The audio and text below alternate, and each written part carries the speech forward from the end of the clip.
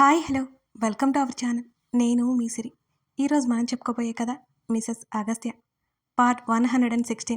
కథలోకి వెళ్ళే ముందు వీడియోని లైక్ చేసి హైప్ చేయండి. కంగారు పెట్టడం కాదు, ఊపిరాడకుండా చేశావు. అతని మాటలకి నవ్వింది. నిజంగానా? ఊ, నేను నిన్ను ఇక్కడ క్షేమంగా చూసే వరకు ప్రాణం ఆగలేదు అన్నాడు. నాకేం కాలేదు, చందన చెప్పింది. చూసుకోవాలి కదా. ఆ రోడ్ నాకు అలవాటే.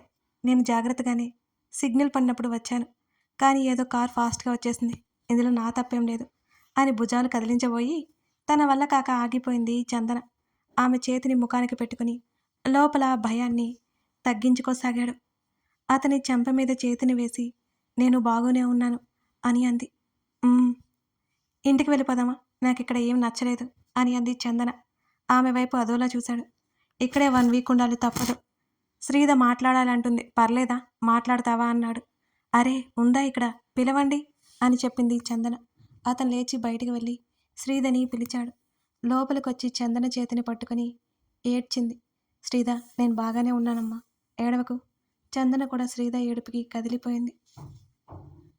నా వల్లే మీకు ఇలా జరిగింది, నేను రాకుండా ఉండాల్సింది ఆమె కళ్ళు తుడుచుకుంటూ చెప్పింది. పిచ్చి పిల్ల, అలా ఎందుకు అనుకుంటావు? నీ వల్ల ఎంత మాత్రం కాదు. ఆ కారు వాడే స్పీడ్గా వచ్చాడు. నువ్వు ఏడవకు. అవంతి ఎక్కడ? ఇక్కడికి తీసుకొచ్చావా అని అడిగింది చందన. ఇందాకే ఇంటికి తీసుకెళ్ళిపోయాను అని చెప్పింది శ్రీధ. నువ్వు కూడా ఇంటికెళ్ళి పాపను వదిలేసి వచ్చావెందుకు? వెళ్ళు అని అన్నది. మీరు స్పృహలోకి రాకపోయేసరికి నాకు ఇంట్లో ఉండబుద్ధి కాలేదు. ఎంతో అమాయకంగా చెప్తున్నా శ్రీధను చూస్తుంటే అభిమానం పెరిగిపోయింది చందనకి. ఇలాంటి మనుషులకి తన దురదృష్టం వల్ల ఎన్ని సంవత్సరాలు దూరంగా ఉండవలసి వచ్చింది. ఇప్పుడు నేను బాగానే ఉన్నాను, నువ్వు వెళ్ళు. వాళ్ళు మాట్లాడుకుంటుండగానే అగస్త్య వచ్చాడు. ఎలా ఉంది అతను అడిగాడు. ఏం పర్లేదు, పాప ఒకటే ఉంది కదా, మీరు వెళ్ళిపోండి. చందన బలవంతం చేసింది. శ్రీధని మందలించింది కూడా. ఇద్దరూ బయటకొచ్చారు. చందన్లా మాట్లాడుతుంటే గాని శ్రీధకి ప్రాణం కుదుటపడలేదు. ఆనంద్ కూడా వెళ్ళిపోమని గట్టిగా చెప్పడంతో ఇద్దరు బయలుదేరారు. అనవసరంగా మీ పనులన్నీ మానుకుని వచ్చారు అని చందన అంది. నీకంటే అవన్నీ ముఖ్యమైనవి కాదులే, ఇక మాట్లాడకుండా రెస్ట్ తీసుకో, ఆనంద్ గంభీరంగా చెప్పాడు. ఇప్పటి వరకు పడుకున్నాను కదా, నిద్ర రావడం లేదు. వస్తుంది, కళ్ళు మూసుకో. కళ్ళు మూసుకున్న రావట్లేదండి. ఇంకా ఎక్కడైనా దెబ్బలు తగిలాయా నీకు అని అడిగాడు ఆనంద్. ఆమె పెదవి విరిచింది, తెలియదన్నట్టు. ఆమె పాదం బొటన వెలికి గాయమైంది. ఆ పాదాన్ని పట్టుకుని మెల్లిగా అటు ఇటు తిప్పి చూశాడు. నర్స్కి చెప్పి బ్యాండేజ్ వేయించాడు. ఆమె పొడవాటి అందమైన పాదాలకి ఆ కట్టు దిష్టి చుక్కలా ఉంది. మందుల ప్రభావానికి మాట్లాడుతూనే నిద్రపోయింది చందన. అతనికి మాత్రం నిద్ర కరువైపోయింది ఆ క్షణం. ఇంటికి వెళ్ళి ఫ్రెష్ అయిపోయారు. అవంతిని తీసుకొచ్చి రూమ్లో పడుకోబెట్టాడు అగస్త్య. బామ్మకి విషయం పూర్తిగా చెప్పి రెస్ట్ తీసుకోమని రూమ్లోకి వచ్చింది శ్రీధ. అగస్త్యని కౌగిలించుకొని కళ్ళు మూసుకుంది. ఆ యాక్సిడెంట్ అందరి మీద తెలియకుండానే ప్రభావం చూపించింది. 2 రోజుల వరకు ఆనంద్ హాస్పిటల్లోనే ఉన్నాడు. ఆ తర్వాత ఇంటికి తీసుకొచ్చేశాడు. తన ఇంటికి తీసుకురమ్మని శ్రీధ గొడవ చేసిన పాపను చూసుకుంటూ శ్రీధకి ఇబ్బంది అవుతుందని అతను తీసుకెళ్లేదు. రమణమ్మ ఉంటుంది అని చెప్పేశాడు. ఇంకో వారం రోజులు పోతే ఎలాగో మానేద్దాం అనుకున్న చందనకి అప్పటి నుంచి జాబ్ మానేయాల్సి వచ్చింది ఆరోగ్యం కారణంగా. భర్తతో సేవలు చేయించుకుంటున్నందుకు కాస్త ఇబ్బందిగా ఉన్నా ఈ యాక్సిడెంట్ ఇద్దరి మధ్య సంబంధానికి ఇంకా బలం చేకూర్చిందనిపించింది చందనకి. రోజు వచ్చింది వెళ్తుంది శ్రీధ. మరో పక్క తన ఐడియా ఇంప్లిమెంట్ చేయడానికి రెడీ అవుతోంది. శ్రీధ మునుపటి కంటే ఇప్పుడు ఇంకా స్ట్రాంగ్ అయిపోయింది. ఆనంద్ అటెండ్ అవని మీటింగ్ అగస్త్య వెళ్లాల్సి వచ్చింది. బామ్మ ఉండడంతో శ్రీధ ఒంటరిగానే ఉంటానని చెప్పింది. బామ్మ శ్రీధ అవంతి తీసుకుని ఇద్దరు చందన్ని చూడ్డానికి వచ్చారు. ఆనంద్ కూడా ఇంట్లోనే ఉన్నాడు. అప్పుడే స్నానం చేసి కూర్చుంది చందన. ఈ మధ్య తలదువ్వకుండా జుట్టు అంతా చిక్కులు పడిపోయింది చందనకి. బామ్మ రావడంతో శుభ్రంగా జడ దువ్వి నెమ్మదిగా చిక్కులు తీసి జడ వేసింది చందనకి. ఎన్ని బంధాలను తనకి తెచ్చిన శ్రీధ వైపు ఆప్యాయంగా చూసింది చందన. బామ్మ ఆనంద్ మాట్లాడుకుంటూ ఉండగా శ్రీధ గదిలోకి వచ్చింది. చందనకి ఎదురుగా కూర్చుంది. ఆ రోజు నేను ఎందుకు వచ్చానో మీకు చెప్పలేదు కదూ అని అనగానే అయోమయంగా చూసింది చందన. మామూలుగా మిమ్మల్ని పిక్ చేసుకోవడానికి వచ్చిందేమో అనుకుంది ఆమె. మిమ్మల్ని గైనకాలజిస్ట్ దగ్గరికి తీసుకెళ్దాము అని అనుకున్నాను. అపాయింట్మెంట్ తీసుకొని మిమ్మల్ని పిక్ చేసుకోవడానికి నేను అటు వచ్చాను అని అంది. శ్రీధ మాటలకు చందన ఆశ్చర్యపోయినట్టు చూసింది. ఇంకా ఆ విషయాలు శ్రీధ మర్చిపోలేదా? శ్రీధ, అది వదిలేయమని చెప్పాను కదా అని అంది. మీరు అవంతిని ఎంత బాగా చూసుకుంటారు. నీకు పిల్లలు అంటే చాలా ఇష్టం కదా! మీరెందుకు వదిలేయి వదిలేయి అంటారు. మీరు కొంచెం కోలుకున్నాక మళ్ళీ వెళ్దాం డాక్టర్ దగ్గరికి.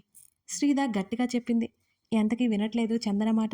శ్రీధతో వాదించలేక, వాదిస్తే ఆ విషయం గురించి అందరికీ తెలిసిపోయి తన భర్తకు కూడా ఇబ్బందిగా ఉంటుందని ఇక చందన మౌనం వహించింది తప్పక.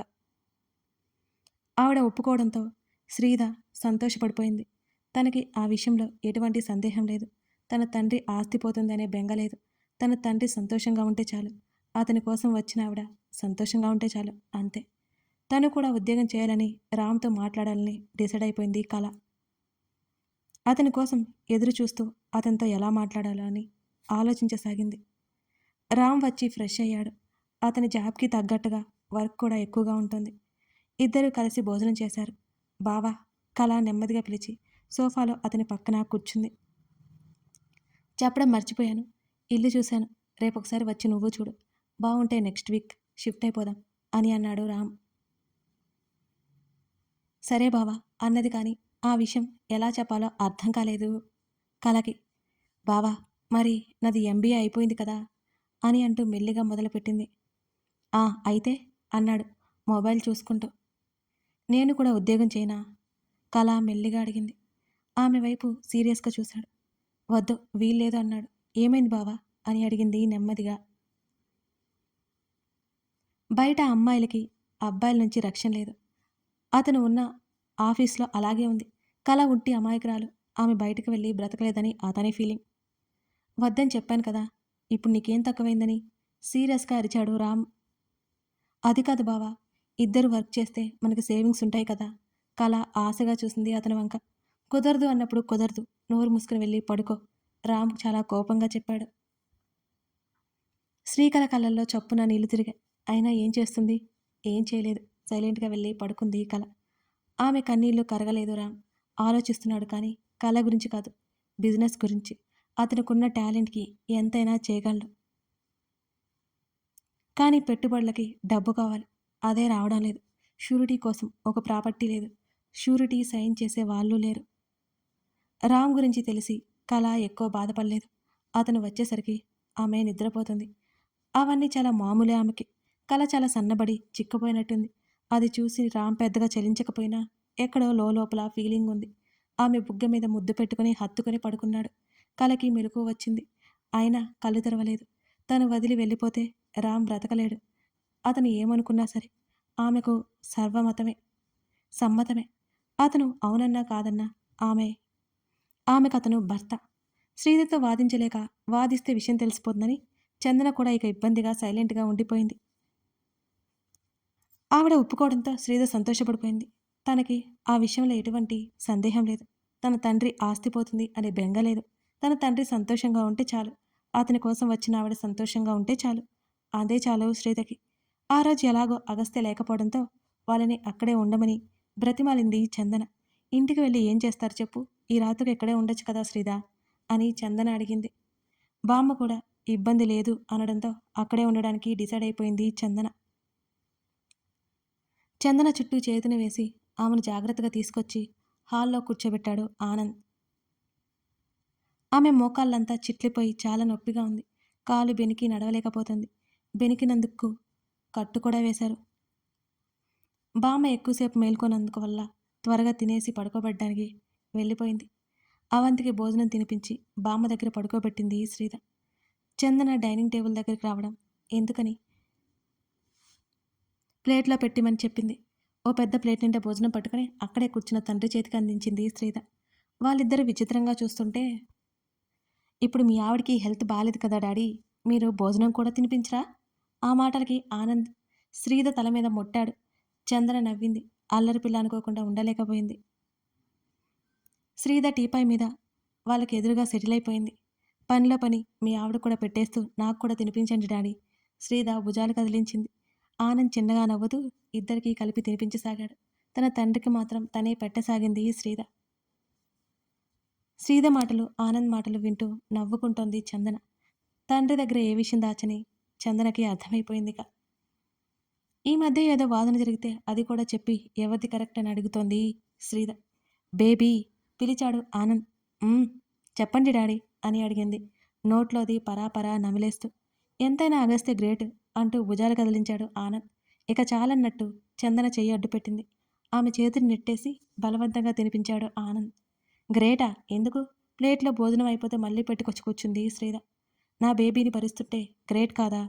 ఆ మాటకి తండ్రి వైపు కోపంగా చూసింది శ్రీద.